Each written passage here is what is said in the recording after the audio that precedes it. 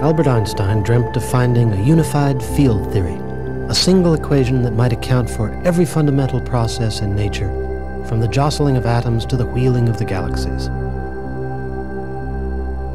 Today, science is close to fulfilling Einstein's dream. The nucleus of the atom has yielded up evidence of an elegant simplicity underlying the wild diversity of the universe.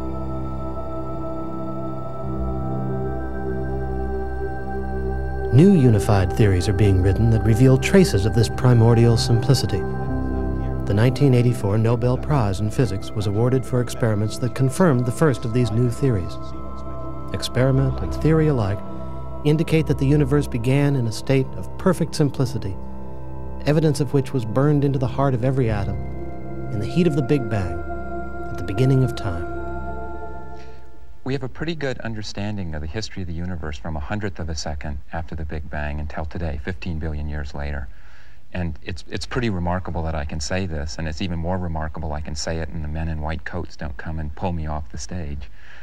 And I think that part of the history we have pretty much nailed down, because there are fossils and relics that are left behind that tell us that our theory is right.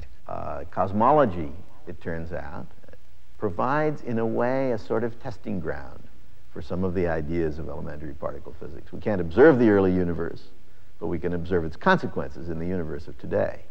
What's it like out there? I don't know what it's like out there. It's cold, it's impersonal, it is the machine, if you like to put it that way, that has created you. Now, by that I mean the following. Every single atom in your body was once inside a star. We are all brothers in that sense. To know the atom, it seems that we must know the universe. And to know the universe, we must know the atom. In a confluence of large and small that would have gladdened Einstein's heart, the search for simplicity is bringing science face to face with the ancient enigma of creation.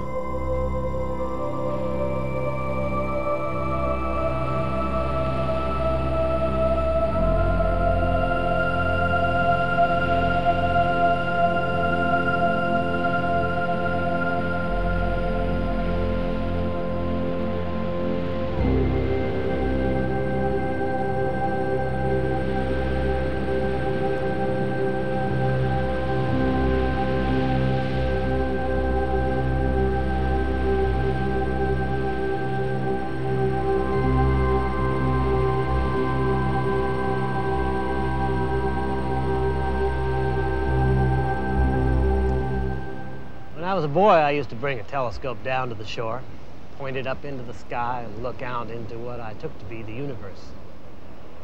I had read in the astronomy books that what we see in the sky is the past.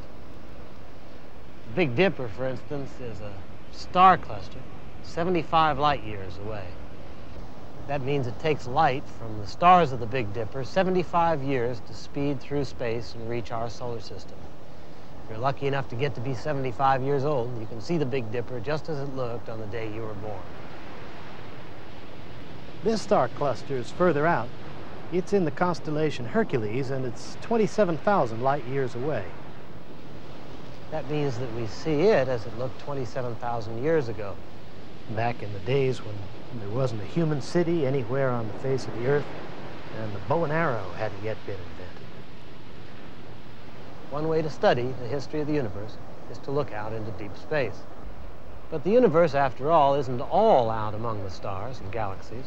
It's also right here at home. We live in the universe. And ordinary objects are full of clues to cosmic history. Every stone on the beach is a galaxy of atoms, and those atoms have a history that goes back longer than the history of the Earth. Before the Earth was formed, those atoms were adrift in interstellar space. Before that, some of them were incorporated into ancient stars. The subatomic particles that make up these atoms can trace their lineage back 15 billion years to the beginning of time. In this program, we'll explore the history and the origin of the universe. we'll look down into the minuscule world of the subatomic particles and out toward the cosmological frontiers of space and time. Our hope is to learn something about how everything got to be the way it is. Clues to that riddle are all around us.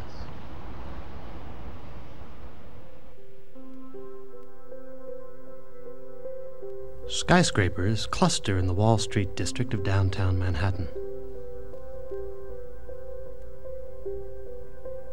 For more than a mile to the north, there are no tall buildings.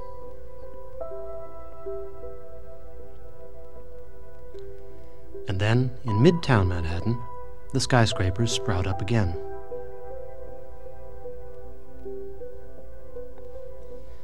It's a natural development, its destiny laid down hundreds of millions of years ago when molten lava flowed through the Hudson River Valley. The bedrock on which the city is built was crumpled and wrinkled by geological processes, and the result was a pair of underground mountains. Since skyscrapers must be rooted in bedrock, the swayback form of the Manhattan skyline traces out the contours of a subterranean mountain range. It's here that we begin our exploration of the realm of the atom and the depths of the past.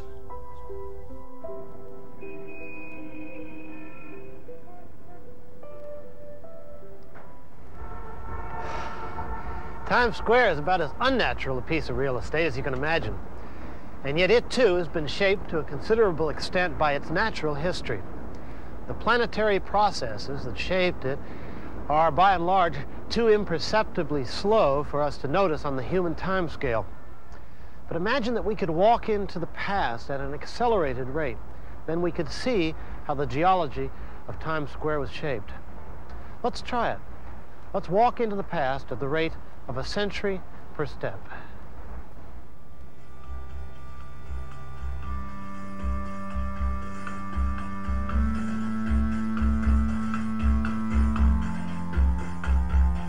A century ago, Times Square, known then as Longacre Square, was a dark, dangerous place, a haven for muggers. Its transformation into the Great White Way, a brighter if not substantially safer place, was due to the applied physics of Thomas Edison and his invention, the electric light. 200 years before that, Times Square was farmland. The Hopper family raised cabbages at Broadway and 50th Street. A few more steps into the past, and Broadway was an Indian trail. Only 70 steps, 7,000 years ago, and Manhattan has yet to be discovered by the Indians. A little over 100 steps, and we've come to the epoch of the mastodons. This was one of the mastodons' favorite grazing grounds. We today call it Central Park. Only 150 paces suffices to take us back to the most recent ice age, when Manhattan was buried under a sheath of ice over 1,000 feet thick. This boulder is what the geologists call a glacial erratic. It was pushed down here from upstate by the advancing ice. And you can still see how these exposed rocks were polished by the glacier as it moved south. But the rocks themselves are millions of years old. To walk that far back in time at a century a step, you'd have to walk to the North Pole. And the Earth is billions of years old. To go that far, you'd have to walk clear around the world. Scientists deal with big numbers like these by using what they call exponentials. For instance, powers of 10. 10 to the second is 10 times 10, or 100. 10 to the third is 10 times that, or 1,000. This time, let's imagine that we can walk deeply into the past exponentially by letting each step count for 10 times as much as the step that preceded it.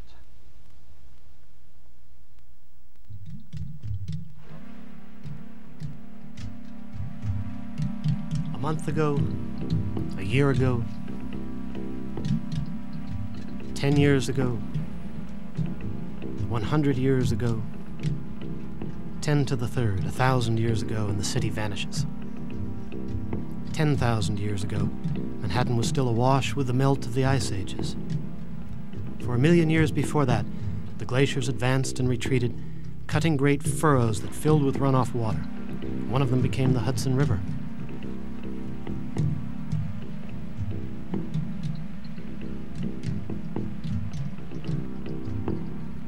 $100 million years ago, Manhattan lay at the floor of the Cretaceous Sea. Prior to that, North America was still connected to Africa.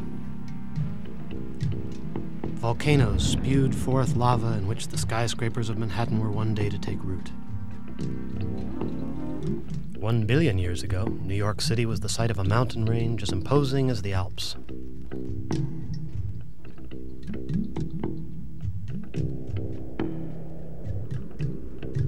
Four to 5 billion years ago, the Earth was still condensing from fragments of rock circling the sun.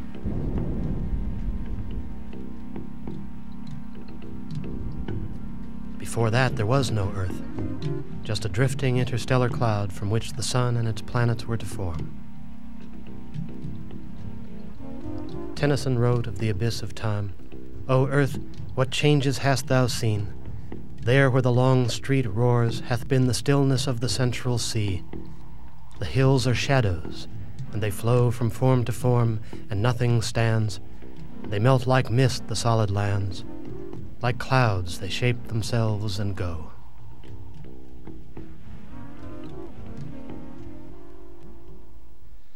The Earth is old, but older still are the atoms that compose the Earth and the air, you and me and this tree. And we can investigate the depths of cosmic history by looking at nature on the atomic and the subatomic scale.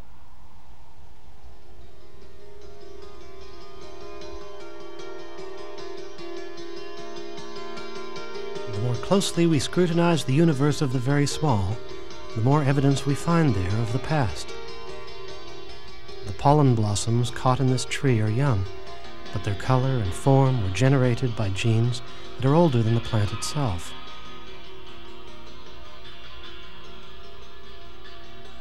The genes, in turn, are built upon DNA molecules. The molecules become visible at a magnification of 10 million times. Each is a library of genetic information accumulated over eons in the evolution of life. Moving in more closely still, we can see the carbon atoms of which the DNA molecules are made. They're even older than the Earth.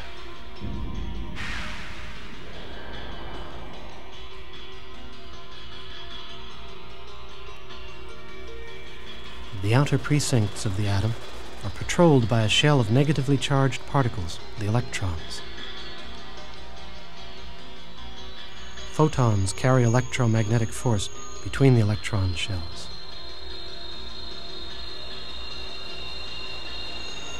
We pass through the inner shell of the carbon atom.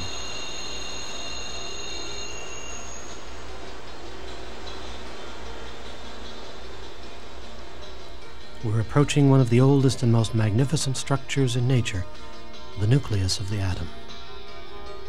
The nucleus is made of protons, here colored orange to indicate their positive electrical charge, and electrically neutral particles, the neutrons.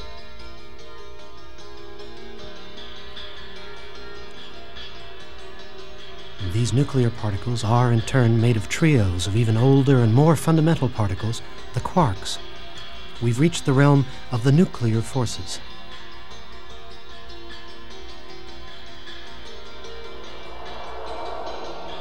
The weak force mediates the process of radioactive decay,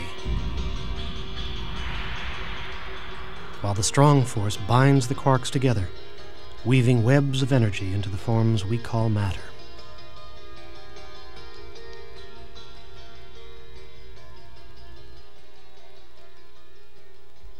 Most of what we know about subatomic particles has been learned by accelerating the particles to a high velocity, colliding them with one another, and studying the debris that comes flying out. One physicist compared it to smashing a pair of elegant Swiss watches together and then trying to figure out how they were designed by looking at the cogwheels and screws that would come flying away. It's not the world's most elegant or subtle method, but it works. This was the world's first particle accelerator. It employed principles that are still in use today.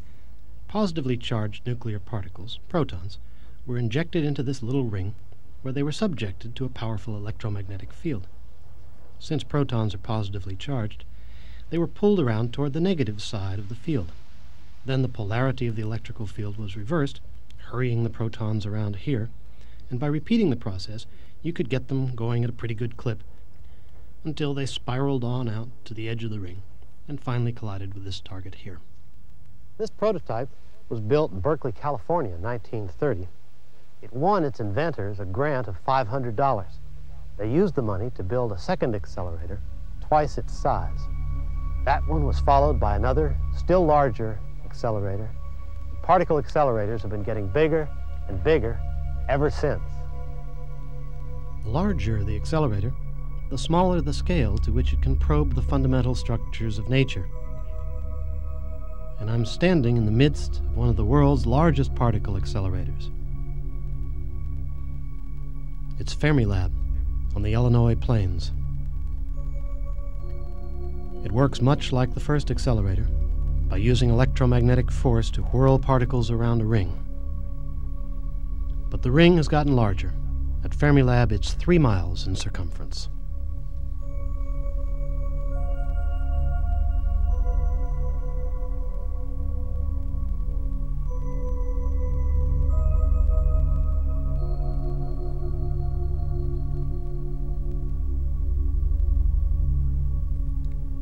In a tunnel smaller than a fire hose buried beneath the Earth, particles are accelerated to nearly the speed of light and then collided with a fixed target.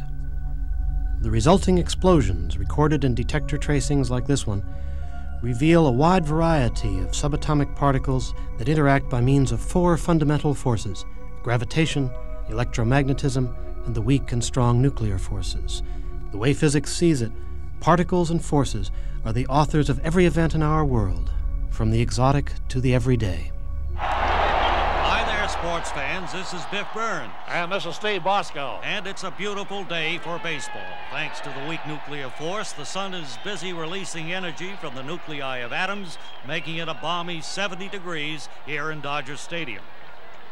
The pitch is on the mound, and we're all set to get underway. He really got a piece of that one. He sure did, Biff. But the Earth's gravitational force warped space so much it looks like an easy up. Yep, he caught it all right. Well, it's not so much that he caught it, it's more that the electromagnetic field set up by the atoms in his gloves surrounded the electromagnetic field of the ball. Well, whatever you say. Well, let's see. Who's up next? Looks like Reggie. At the batter's box, the pitcher is looking in to get his signal.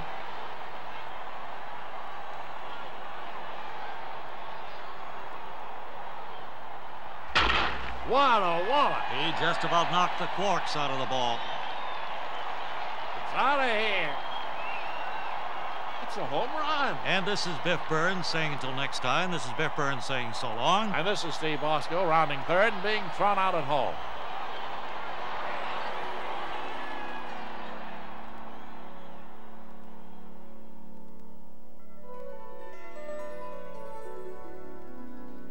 The baseball and the bat are mostly empty space. Their solidity is an illusion created by the electromagnetic force field that binds their atoms together.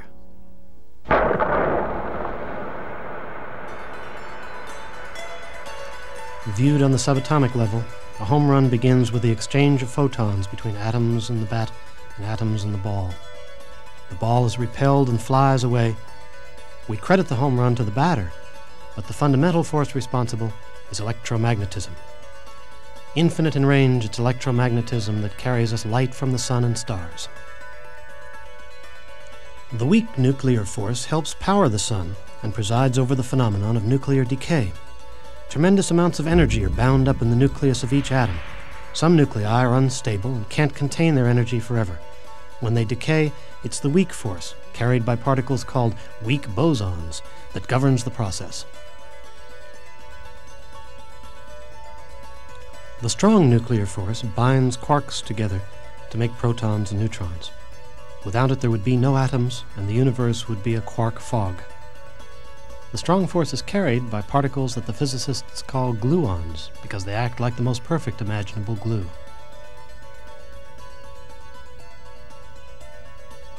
Gravitation, the universal attraction of all massive particles toward one another, is the weakest of the four forces. But gravity has infinite range, and it always attracts, never repels. This single-minded dedication makes gravity the force that holds the planets, the stars, and galaxies together. But why are there four forces, and why do they differ so profoundly in character?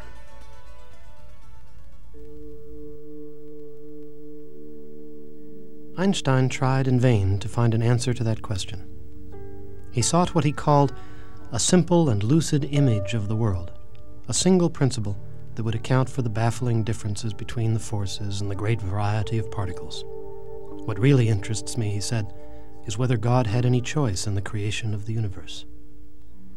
He failed in that effort, but he never lost his faith that, as he put it, God is subtle but not malicious, that nature, though difficult to understand, ought at the root to be simple and beautiful.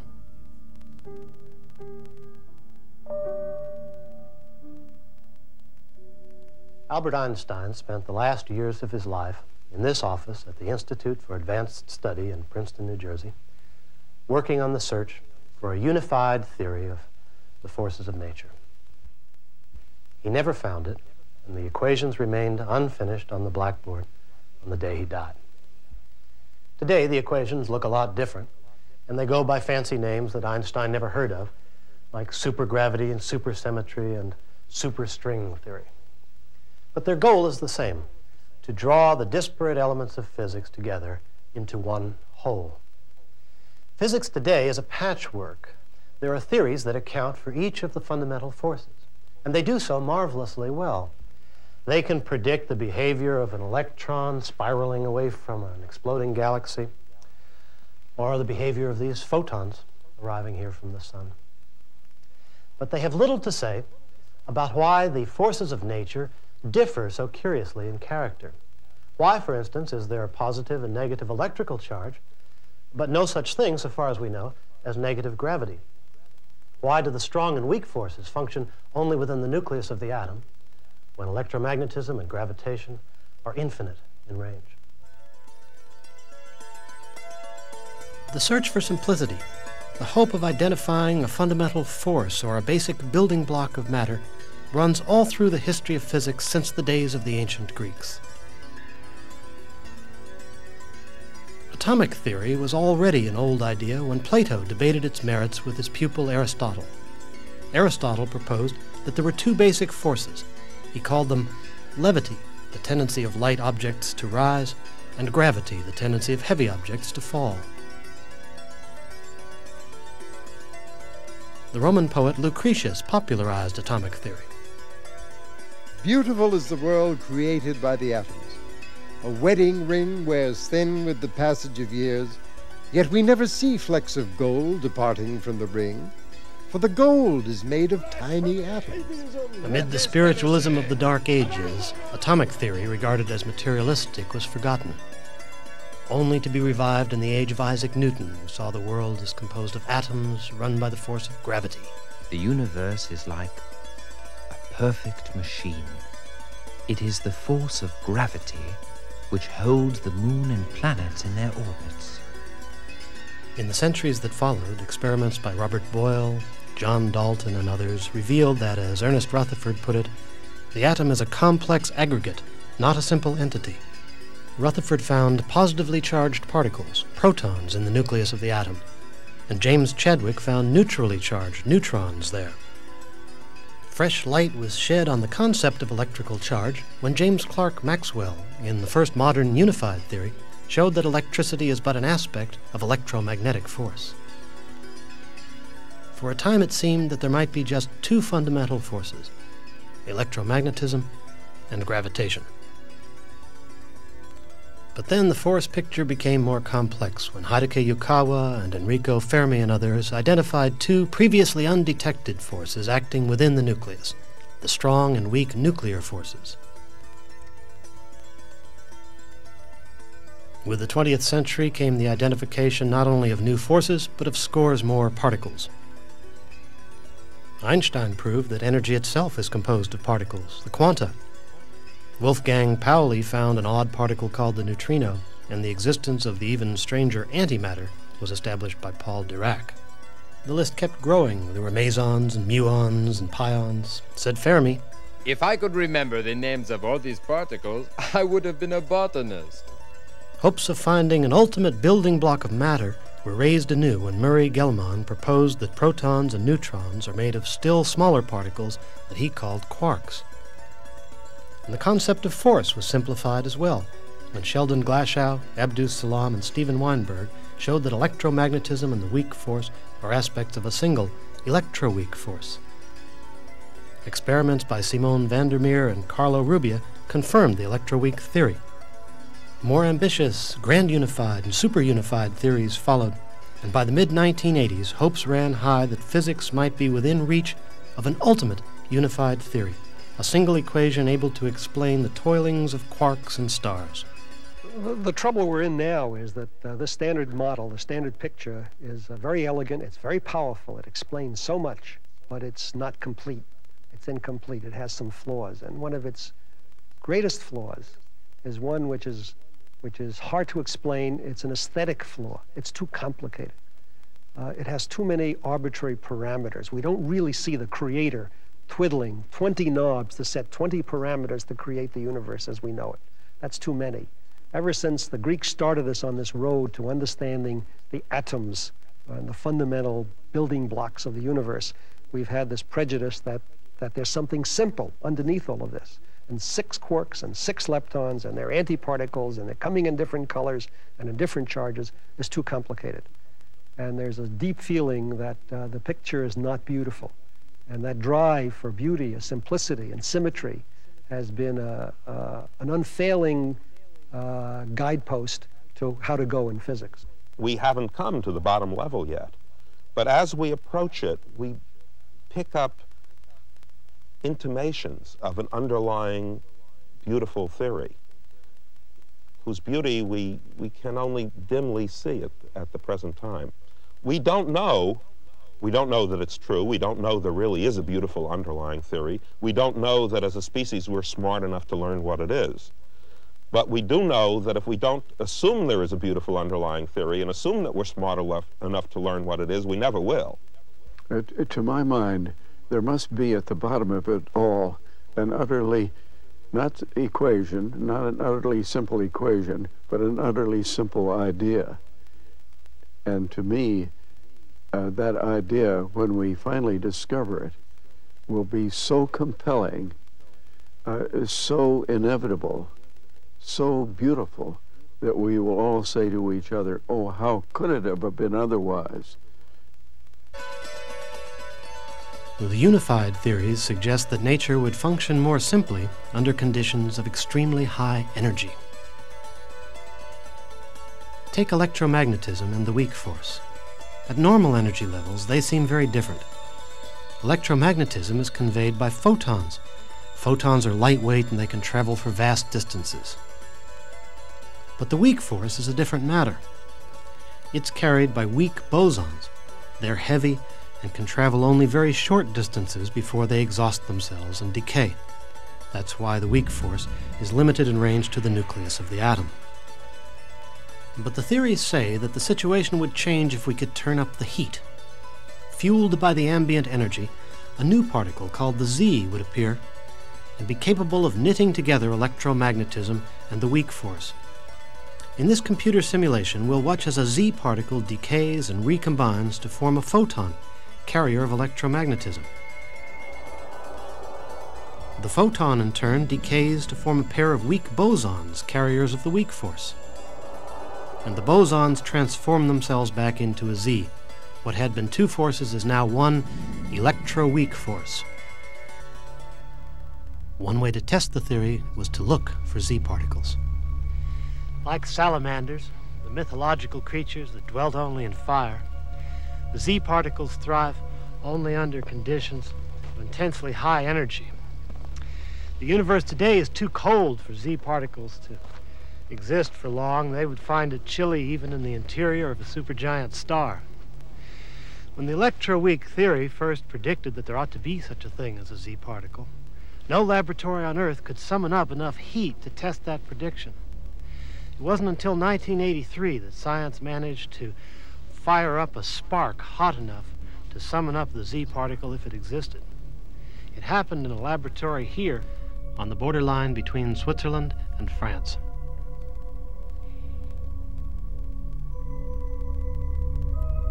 The site was CERN, an international laboratory administered jointly by 13 European nations. Like other giant particle accelerators, CERN consumes as much electricity as a small city, but it manufactures nothing. The 6,000 people who work here are engaged in pure research.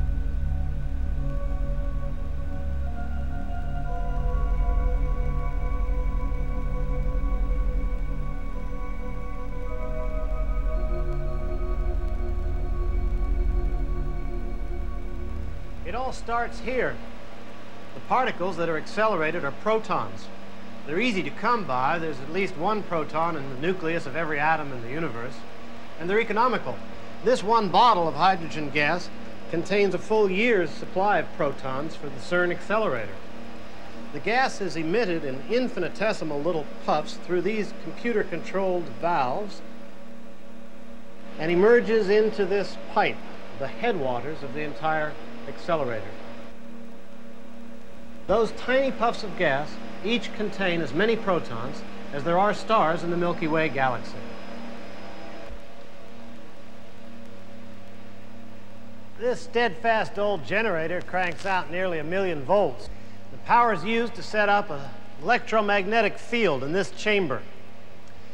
In the field, the negatively charged electrons orbiting the nucleus of each hydrogen atom are stripped away, leaving the denuded, positively charged proton. The electrons remain behind, and the protons speed off toward the main accelerator. For years, scientists had been accelerating protons in the giant CERN ring and colliding them with stationary targets. But now, for the first time, antiprotons, rare particles identical to protons but with opposite charge, were manufactured and stored in this antimatter collector. Then the antiprotons were injected into the main ring, hurtling in the opposite direction as the protons.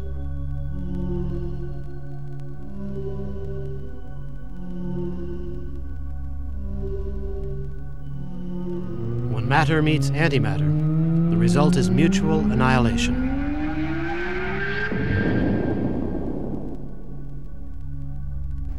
The impact between a single proton and antiproton releases, for a tiny fraction of a second, more energy than the electrical output of all the power plants in the world. Subatomic particles come reeling out of that tiny explosion and are captured in the onion skin layers of this giant particle detector.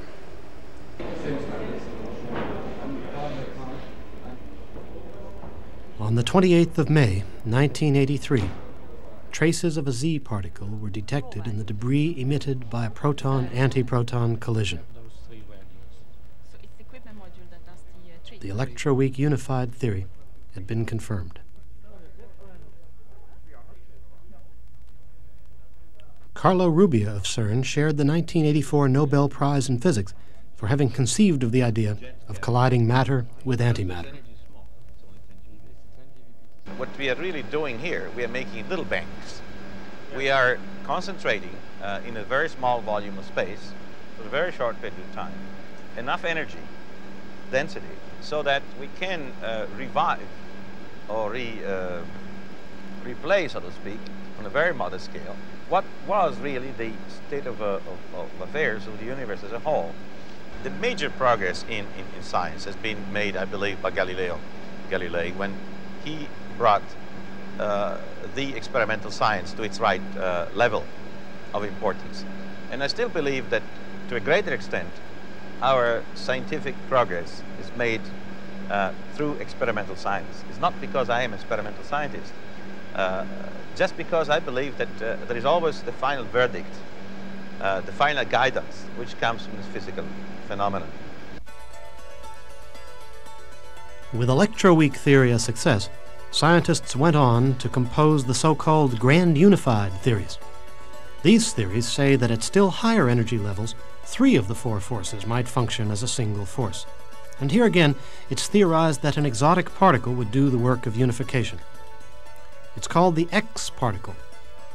As we watch, a gluon, carrier of the strong force, strikes an X particle and is transformed into a photon, a carrier of electromagnetism. Alternately, a gluon striking an X can be transformed into a weak boson, carrier of the weak force. Particles of energy live on borrowed time. They gather themselves up from the stray energy in a vacuum, then ebb back into non-existence. The grand unified theories make the startling prediction that not just energy, but matter may be temporary. They say that protons, the particles that form the heart of every atom in the universe, are not permanent, as had been thought, but are destined to decay.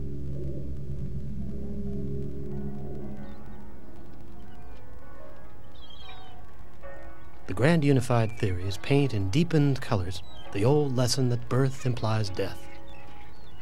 It's the latest chapter in a scientific saga that began here, in Venice, 375 years ago.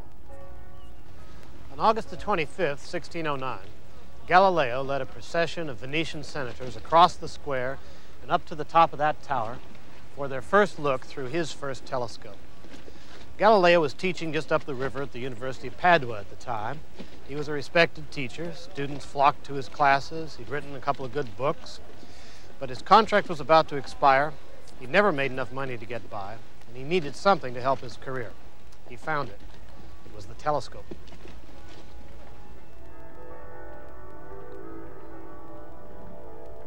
The senators were impressed. They granted Galileo tenure, gave him a promotion, and they commissioned telescopes for sighting ships at sea.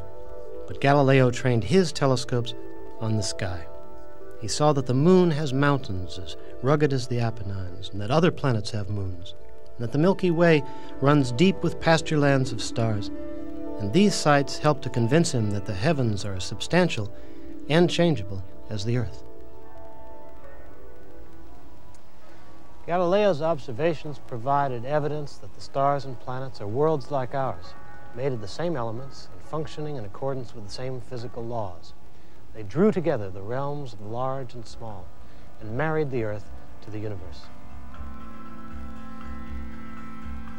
The Venetians understood that nothing on earth lasts forever. They were citizens of a republic literally raised upon shifting sands and supported by the risky business of ocean-going trade. But they thought that the stars, at least, were immutable. Galileo's work changed that. By introducing into science the idea that the Earth is part of the universe, he set the stage for the subsequent discovery that even stars live and die. Since Galileo's day, telescopes have looked out into space to scales Galileo never dreamed of, and particle accelerators have looked just as far into the world of the small. And everywhere they have found change. If the grand unified theories are right, not even atoms last forever.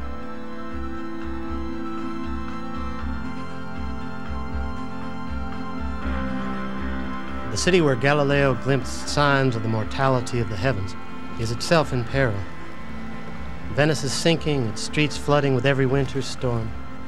The city cannot last forever, but it has company in that. Neither, it seems, can the sun, nor the stars, nor the atoms they're made of. Kamioka, Japan. Here in a lead mine, an experiment is underway to learn whether protons are mortal.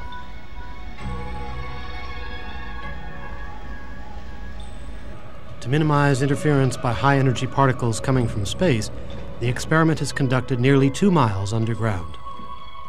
The unified theories predict that the average proton will last many billions of years. But by assembling an enormous quantity of protons, scientists can test the theories in the course of a year or two of careful observation. And that's what's being done here. A pit has been excavated, rigged with sensitive detectors, and then filled with 660 tons of pure water.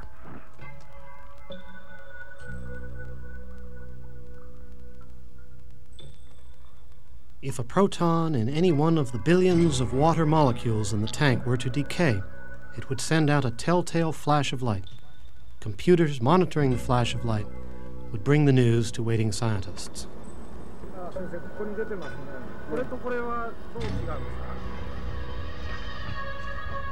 If the results are positive, the experiment will confirm an unsettling hypothesis that all the matter in the universe is a passing fancy, a stage in the ongoing dance of energy.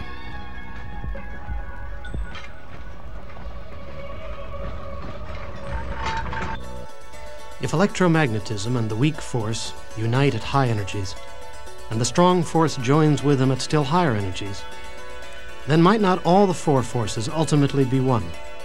Some of the most inventive minds in physics are at work trying to solve that riddle.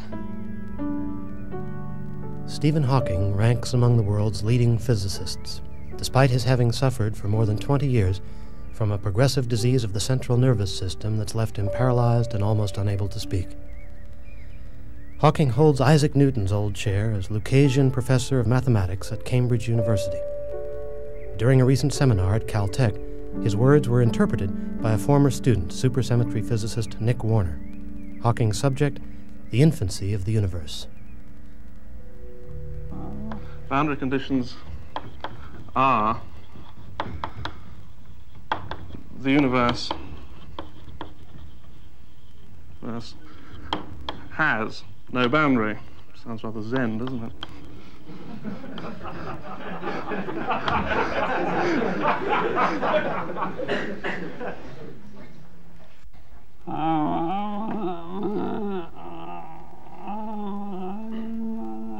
What Stephen means by this is that space-time is some compact four-dimensional manifold. So, well, that's some. This is a general four manifold. Some.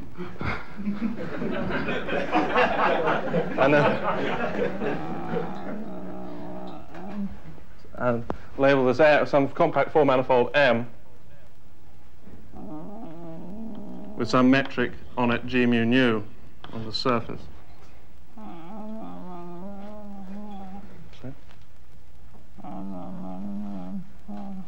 And some matter, and also some matter fields phi on the surface. Do I understand then that you want the massive effective unification of a Yang-Mills or super Yang-Mills theory to be this low, like 10 to the 14, or can that M be something else? It may be something else. But in any case, the M is a mass characteristic of whatever physics is responsible for the transition. It is a mass.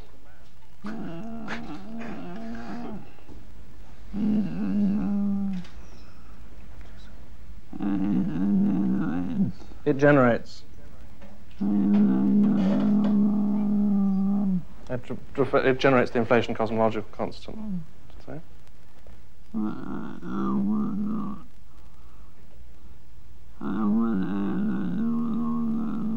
Stephen wants to just add that you can also explain the arrow of time from this.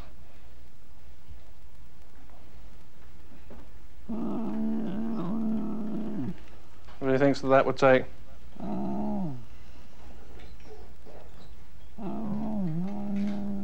Much more time than we have.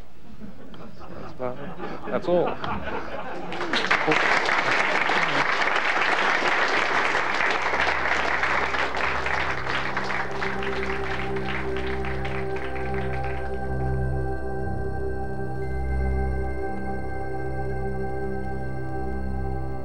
No laboratory on Earth can produce the energy at which the four forces would act as one. Only the fires of Genesis were hot enough for that. The search for simplicity in the realm of the atom draws us out into the realm of the galaxies and back toward the beginning of time.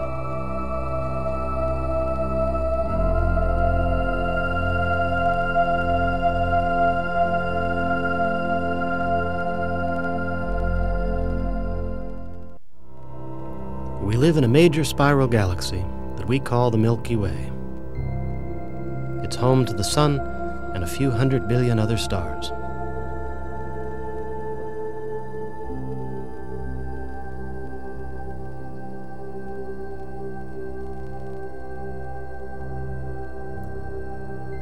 a galaxy belongs, in turn, to a cluster of galaxies. Astronomers call it the local group. And the local group is part of the Virgo supercluster, an archipelago of galaxies stretching across 100 million light-years of space.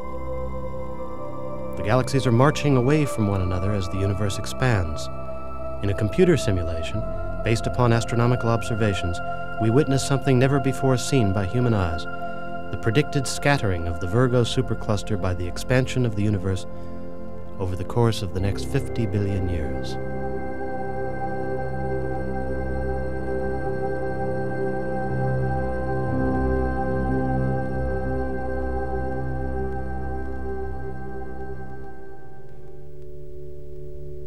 The expansion of the universe was predicted by Einstein's general theory of relativity, published in 1915. But the idea seemed so outlandish that Einstein himself rejected it.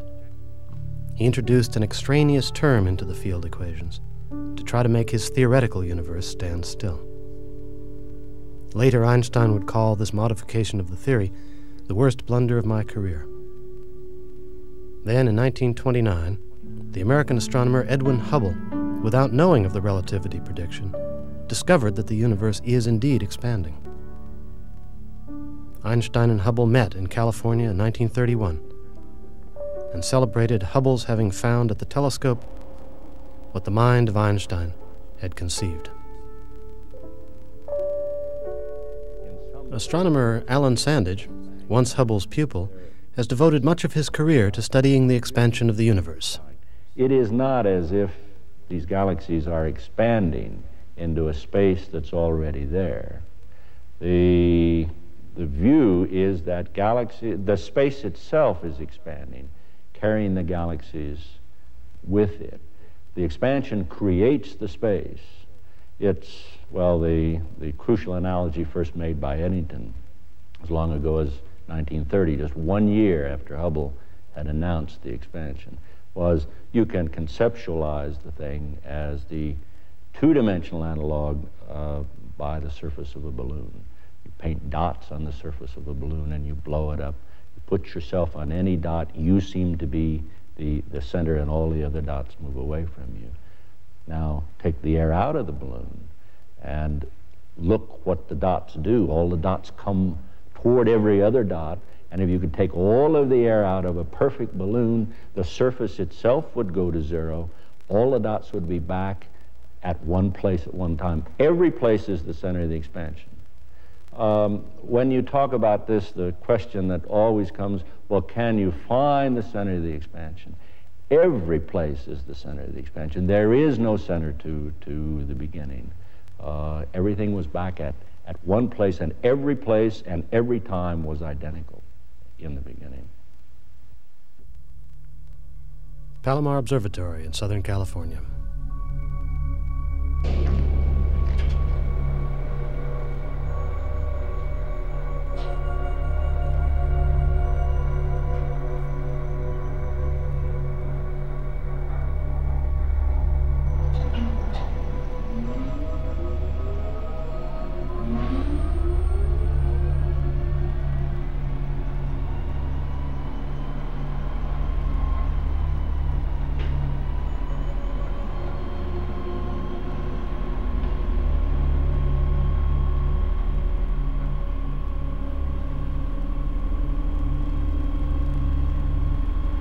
Sitting inside a time machine of sorts, an instrument capable of looking directly into the past.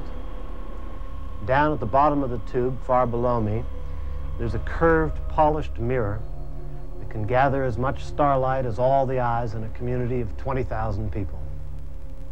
That light is brought here to a single intense focus, and through that tiny window, one can peer out for billions of light years in space and look back for billions of years into cosmic history.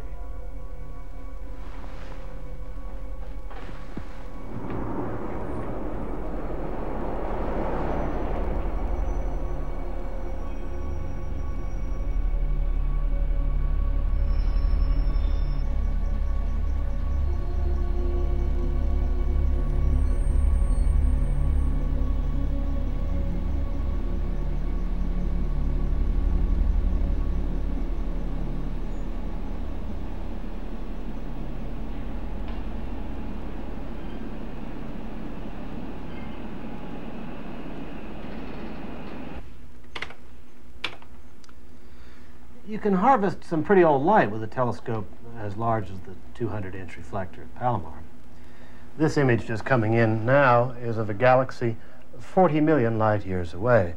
That means we're seeing it the way it looked 40 million years ago, which is a long time, but it's only a fraction of 1% of the time that's elapsed since the beginning of the expansion of the universe. If we were to plot our place in cosmic history, we might make a line representing time, starting with the Big Bang, the beginning of time as best we can understand it, and stretching down some 15 billion years or so to the present day. Here we are in a galaxy today, and we could have the vertical axis represent space.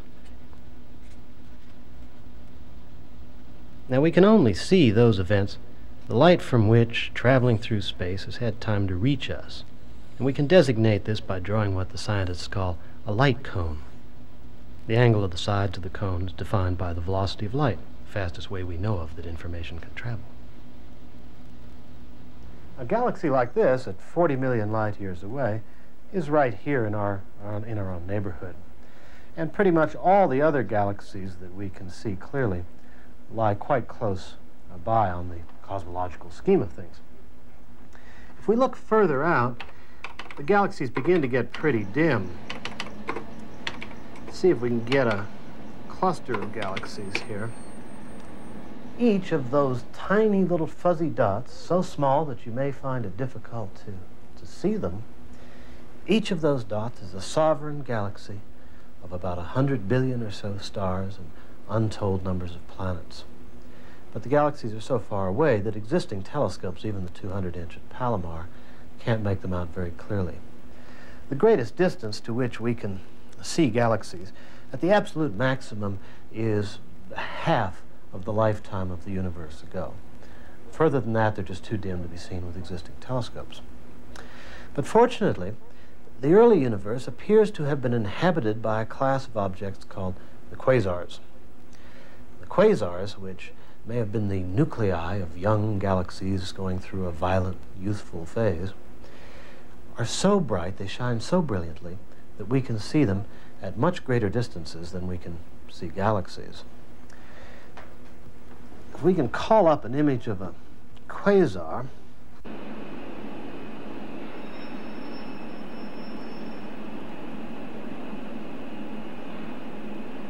this one is so far away that its light has been distorted by a galaxy lying between us and the quasar, and the result has been a double image. These two dots are actually of a single quasar, a quasar whose light has been traveling for so long that we see it as it was when the universe was less than 5 billion years old, back when the universe was less than 1/3 its present size and age. The quasars are so bright that thousands of them have been detected with telescopes here on Earth. And in fact, we could see them at even greater distances than we do if there were any. But at very great distances, getting back toward 15 billion years ago, the Palomar telescope and other large telescopes find no more quasars. The explanation seems to be that we're penetrating back to a time when the universe was so young that there hadn't yet been an opportunity for stars and galaxies and quasars to get organized out of the primordial material and to start shining. So way back here, at extremely long times ago, there's an epoch of darkness. And yet, even before that, it's possible to see another form of energy, the energy left over by the explosion that began the expansion of the universe, by the Big Bang itself. This energy permeates the universe, but it's been so thinned out by the cosmic expansion that it's shifted down from the wavelengths of visual light into the radio spectrum. And this cosmic background radiation, as it's called, can be detected using a sophisticated radio telescope, or, as chance would have it, by using an ordinary television set. Any TV set hooked up to an antenna can detect the ancient photons from the cosmic background radiation. To see them, turn down the brightness control and tune the set to an empty channel, not right now, hopefully, but after the show, and about 1% of the specks of snow that you'll see on the screen are photons left over from the Big Bang itself. They're relics of the infancy of the universe, particles that have been hurtling through space since before the first stars and galaxies were born. The legacy of the Big Bang is still with us. The heat released by the sun and other stars represents a fraction of the energy stored in the nuclei of atoms at the outset of time. It was then, when the universe was still bathed in fire, that nature would have worked in the marvelously simple way glimpsed through the unified theories.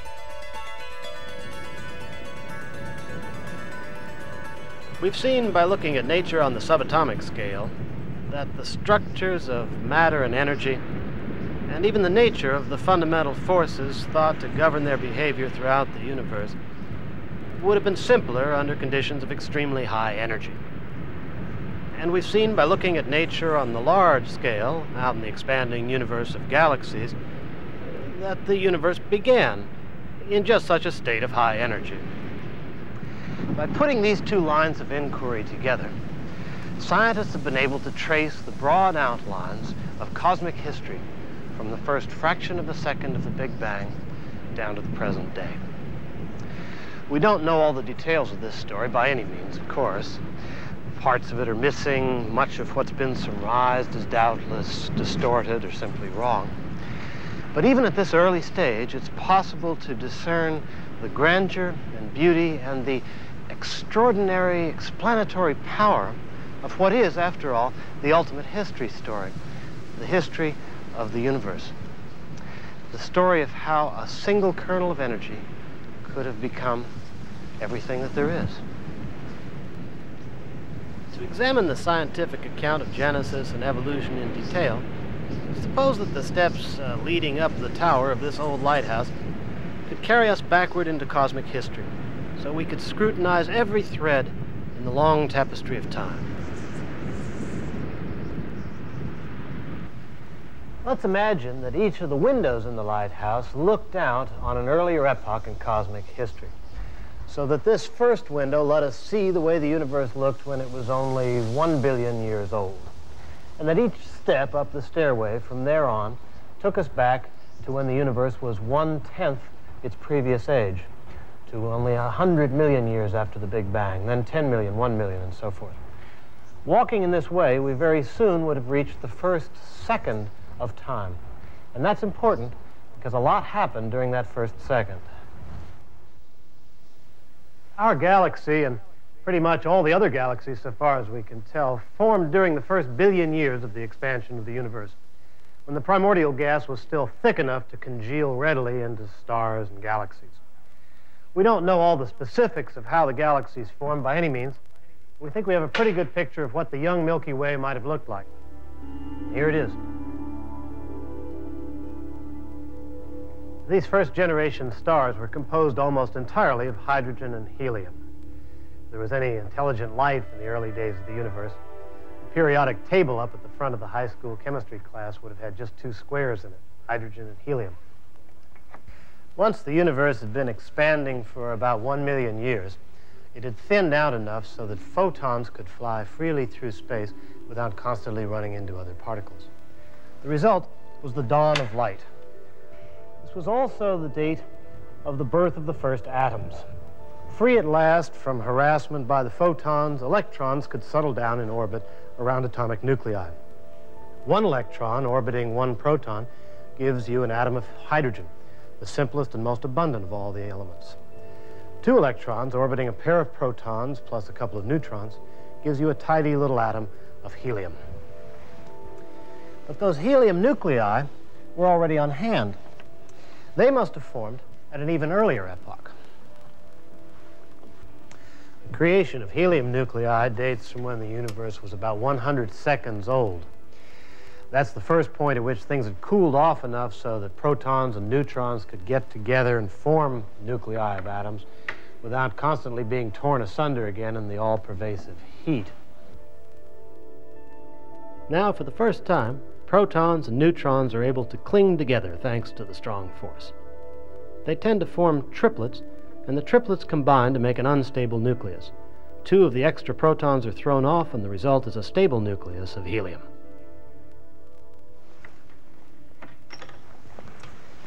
This elaborate mating ritual seems to have been pretty popular in the early days. So popular that the theorists calculate that about 1/4 of all the stuff in the universe should have congealed into helium gas. And sure enough, when astronomers study the chemical composition of the universe at large today, they find that it's about 1/4 helium. It's this sort of confirmation of theory by experiment that leads scientists to think that they really do understand something of how helium atoms formed in the fires of the Big Bang. We're climbing now into very early times. When the universe was 1 second old, the heat was so intense that it overwhelmed even the strong nuclear force. That's the force that holds quarks together to make protons and neutrons. From here on up, even such fundamental structures as protons and neutrons can't exist. The universe is a soup of free quarks.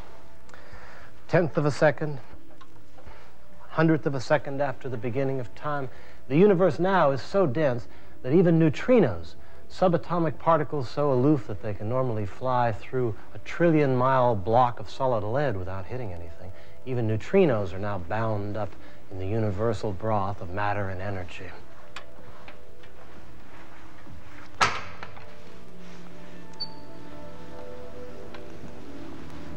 One 10/1000th of a second after the beginning, the heat was sufficiently intense that the electromagnetic and weak forces were still welded together and functioned as a single unified force, the electroweak force. Z particles could be created in abundance out of the heat of the electroweak epoch. Weak bosons and photons acted interchangeably, and the universe was ruled not by 4 forces, but by 3.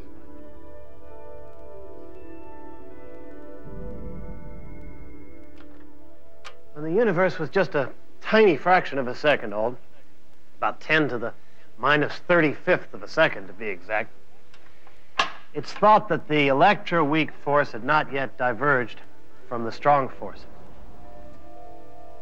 For one brief shining moment, the natural simplicity envisioned by the grand unified theories was reality. Exotic X particles and free quarks sailed the subnuclear seas. Gluons, photons, and weak bosons danced interchangeably. So only 2 forces were operating in the extremely early universe: gravitation and this electronuclear or grand unified force, as it's called. Yet it's possible that even earlier in the history of the universe, things were even simpler.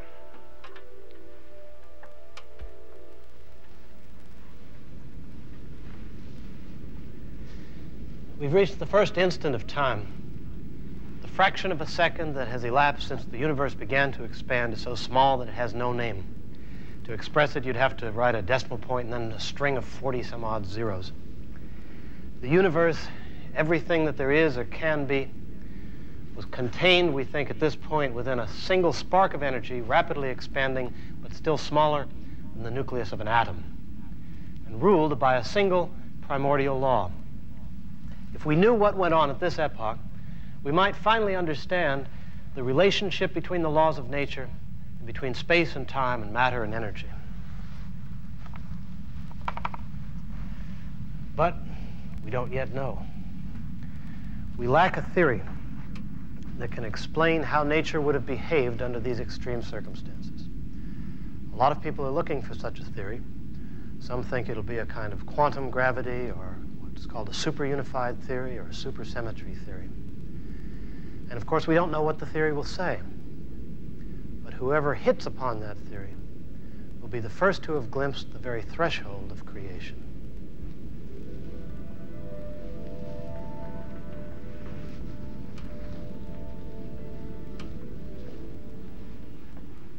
Probably the most fundamental question that we can ask about the universe is what got it started? Where did it come from? The moment of creation. And that's probably the most difficult thing to try to answer. Because in cosmology, the way we reconstruct the history of the universe is to run the movie backwards. The way we run the movie backwards is by using the laws of physics. The laws of physics that we presently know are probably good enough to take us back to within 10 to the minus 43 seconds of the bang or the moment of creation. That's pretty close. But in order to go all the way back, we've got to get a better theory of gravity. We need a quantum theory of gravity. And I suspect that we may always find ourselves in this position, that to go that last tiny fraction of a second, we need some knowledge that we don't have. And so I think it may be a very long time, if ever, before we can answer the question that everyone would like to know. What caused creation? It may be that the universe did not really have a beginning. And maybe that space-time forms a close surface without an edge, rather like the surface of the Earth. But in two more dimensions. If the suggestion that space-time is finite but unbounded is correct,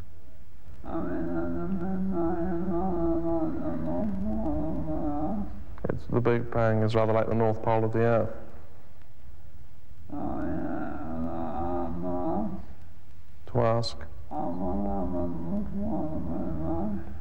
To ask what happens before the Big Bang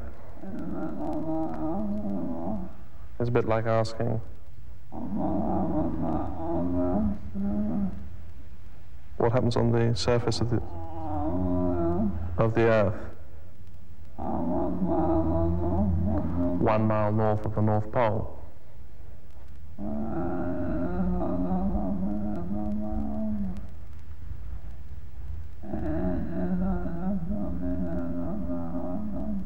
It's a meaningless question.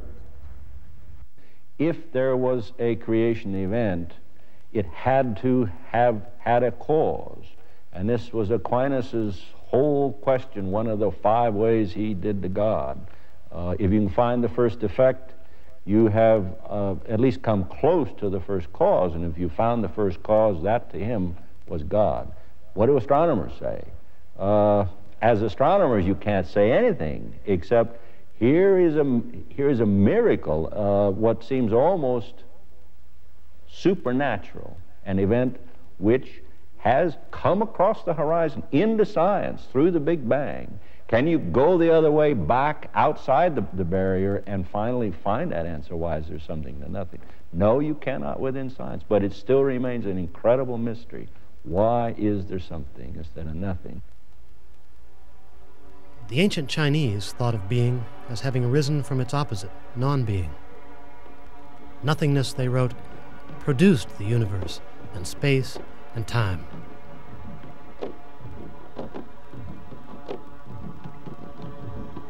Prehistoric myths portrayed Genesis in biological terms.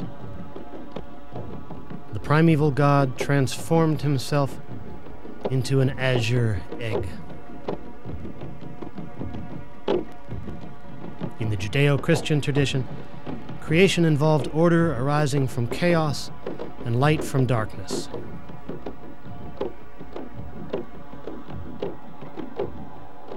In the beginning, God created the heaven and the earth was without form and void, and darkness was upon the face of the deep. And the Spirit of God moved upon the face of the waters. And God said, "Let there be light."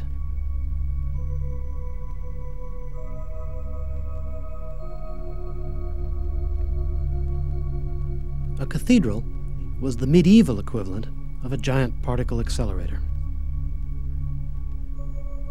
France in the 14th century spent a greater proportion of its wealth on cathedrals than the United States in the 1960s spent to send a man to the moon.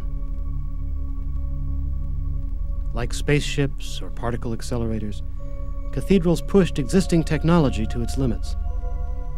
This cathedral in Beauvais, France, the tallest in the world, twice collapsed under its own weight and had to be rebuilt.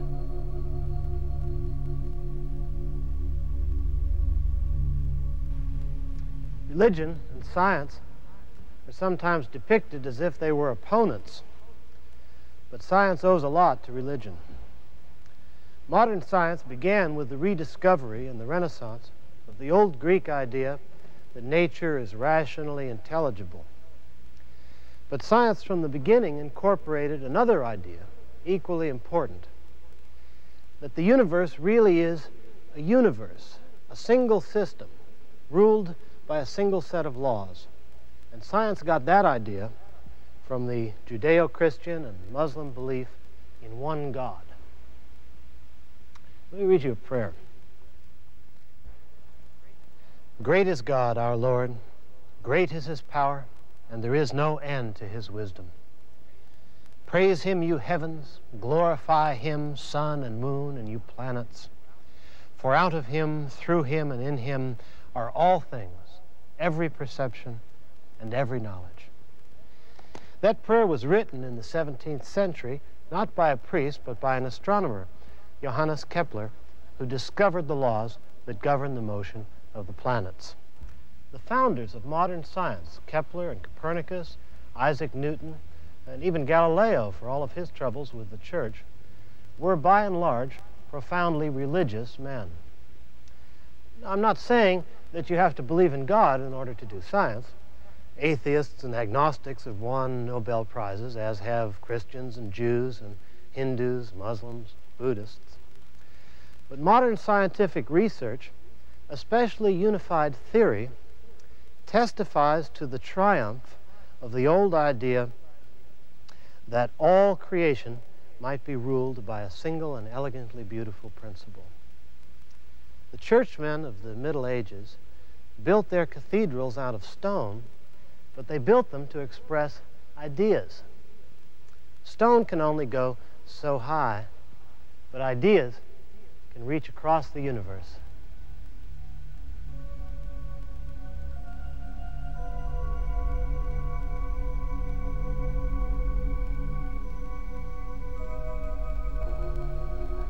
Wilson Hall, headquarters of the Fermilab Particle Accelerator, was modeled in part on Beauvais Cathedral.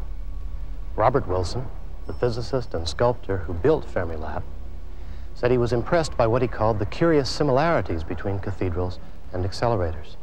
The way a cathedral achieves soaring heights in space and an accelerator achieves unprecedented heights in energy, and the way both embody what Wilson called an ultimate expression. But whatever the similarities between a Fermilab and a Beauvais cathedral, there are also profound differences between them and between science and religion. Scientific theories are held hostage to experimental results, and Fermilab is being souped up to even higher energies to submit the new theories to ever more stringent trial by ordeal.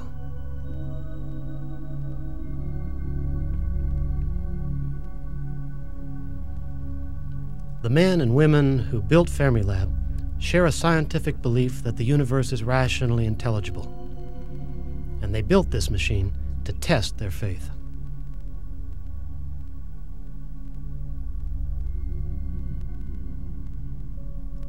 Broken Symmetry, a Robert Wilson sculpture that stands at the entrance to Fermilab, expresses one of the beliefs of modern physics, that the universe may have begun in a state of perfect symmetry. The theories say that matter froze out of energy while the early universe was expanding and cooling, that form arose from formlessness, like ice crystals congealing in a freezing pond.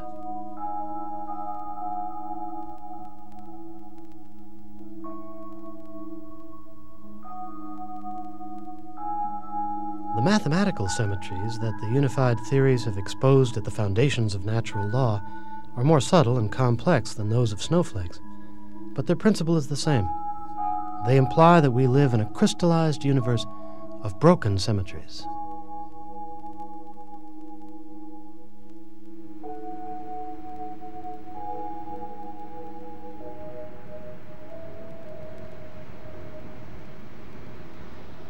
Perfect symmetry may be beautiful, but it's also sterile. Perfectly symmetrical space means nothingness. As soon as you introduce an object into that space, you break the symmetry, creating a sense of location. There's a place where the object is and other places where it isn't. And out of that comes tumbling all of the geometry of space as we know it. perfectly symmetrical time means that nothing can happen. As soon as you have an event, then you break the symmetry and time begins to flow in a given direction. We live in a universe that's full of objects and events, and that means that the universe is imperfect and that the symmetries in the universe we live in are broken. It may even be that we owe the very origin of our universe to the imperfection of the breaking of the absolute symmetry of absolute emptiness. There's even a theory to this effect. It's called vacuum genesis, and it suggests that the universe began as a single particle arising from an absolute vacuum. Curious as it may seem, this idea violates none of the known laws of physics. We've seen how virtual particles come into existence all the time from a vacuum and then fall back into non-existence. There appears to be no upper limit on the size or longevity of the particles that can be created in this way. It's just possible that there might have been absolutely nothing, out of which came a particle so potent that it could blossom into the entire universe. It's not very likely, but then it only had to happen once. The theory of vacuum genesis is a new idea, and nobody knows whether or not it's true, but it does satisfy two of the criteria of a sound scientific theory. It seems at first so strange that it must be preposterous, and like the universe itself, the longer you get to know it, the more beautiful it becomes. Out of nothingness could have come the spark of Genesis.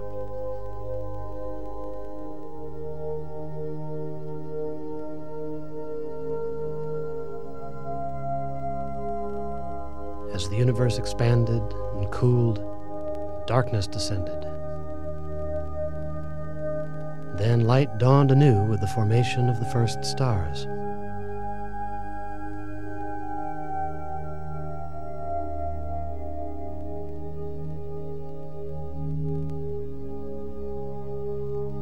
Each star is a nuclear furnace where matter is coaxed into releasing a little of the energy it inherited from the primordial fireball.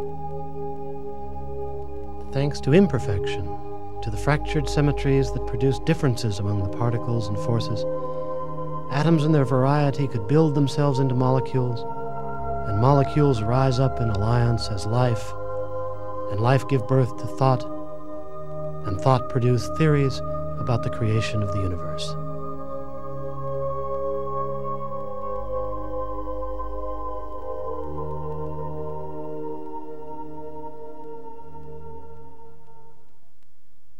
There's nothing deader than an equation. You write that down in a square on a tile floor, and on another tile on the floor you write down another equation, which you think might be a better description of the universe. And you keep on writing down equations, hoping to get a better and better equation for what the universe is and does. And then when you've worked your way out to the end of the room and have to step out, you wave your wand and tell the equations to fly. And not one of them will put on wings and fly. Yet the universe flies. It has a life to it that no equation has. And that life to it is a life with which we are also tied up.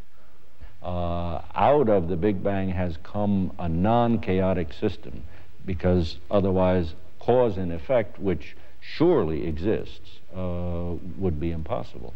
So the design that one sees in the universe may be completely natural as an outcome of the differential equations, but the mystery is, why is the world describable in terms of differential equations? And it is. That's the answer physics gives. All students that ever study are mystified by the recipes that the great scientists have found, but the universe works by those recipes. So the universe that we observe is not a chance phenomenon. I find that loving nature and working to conserve nature at the level of tropical forests, and animals and birds, habitats in general, creatures of the ocean, and so on, is related to being interested in studying the laws of nature, how nature operates, for example, at the level of physics, fundamental physics. To me, these are all parts of the same whole, and the beauty that nature exhibits, if you see some glorious creature in the wild, like the giant river otters in the Cochas of Amazonian Peru, that beauty, to me, is related to the beauty that we see when we study the fundamental laws of physics. All of these are different ways in which nature shows its beauty.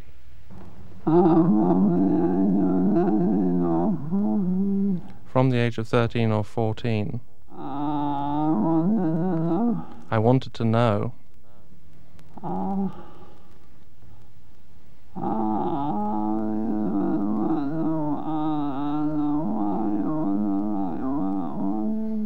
how the universe worked and why it is what it is.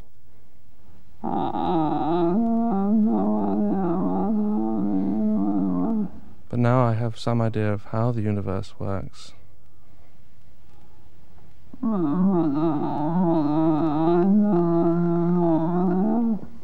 But I still do not really understand.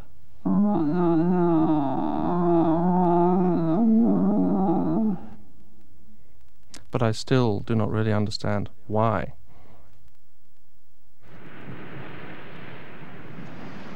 Einstein used to say that the most incomprehensible thing about the universe is that it's comprehensible.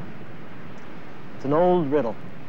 What is there about the human mind that so resonates with the rest of the universe that we're able to understand anything about the workings of nature on the largest scale? It's a philosophical question, I suppose, but science has been able to provide us with a little bit of the answer. When we look at subatomic particles and when we look at the stars and galaxies, we see evidence from every direction that the universe is all of a piece and that it began as a single seed smaller than an atom. And in a very real sense, you and I were there. Every scrap of matter and energy in our blood and bones and in the synapses of our thoughts can trace its lineage back to the origin of the universe. The natural laws that fragmented and multiplied as the young universe expanded and cooled continue to operate today in the beating of our hearts as well as in the trajectories of the stars. As the Quran puts it, the universe is as close as the veins in our necks. The evolution of the universe goes on not just around us, but within us. Our thoughts and feelings, after all, are part of the universe too. And its story is our story as well.